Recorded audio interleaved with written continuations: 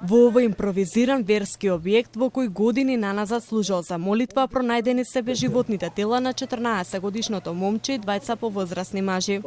Во оваа трошна куќа кој синеќа затворена со полициска лента, нашата камера регистрираше неколку кебиња и плинска боца. Импровизираната џамија се наоѓа во селото Црвени брегови во Неготино, каде живеат околу 100 луѓе кои се прехрануваат од земјоделие. Селаните велат дека почувствувале мирис на плин кобниот ден за време на молитвата и не очекувале дека некој ќе преноќи таму. Ајде како џамија сега го направиме, го реваме ретто.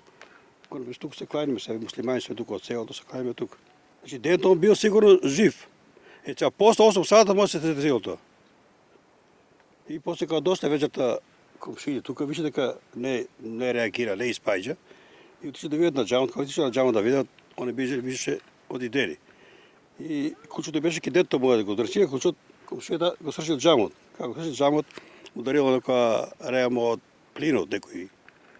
И сигурно тоа и унатре смееме да влеземе, со браме тука, унатре можеме да влеземе више. После дојде полиција, дојде доктори, дојдоа, кажаа дека се умрети се тројца. Варно е жално во трагедија се деси, многу е жално. Ај жално, вие старите што викат некои годинки имале, во дето 14 години дете, тоа е многу жално. Од СВР Велес, каде бил пријавен случајот, велат дека лекари констатирале смрт без траги на насилство.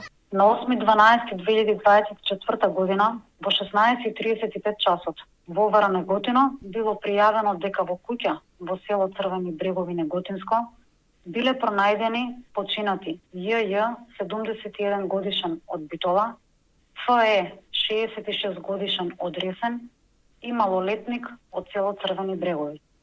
Лекар од итна медицинска помош Неготино констатирал смрт, а увид на местото извршил јавен обвинител во содейство со увидна екипа од Овара Неготино. По наредба на јавен обвинител, телата на починатите се дадени на обдукција. И јавниот обвинител потврдува дека немало траги на насилство кај тројцата починати. Телата се на обдукција, а се проверува и плинскиот уред со кој го загревале објектот.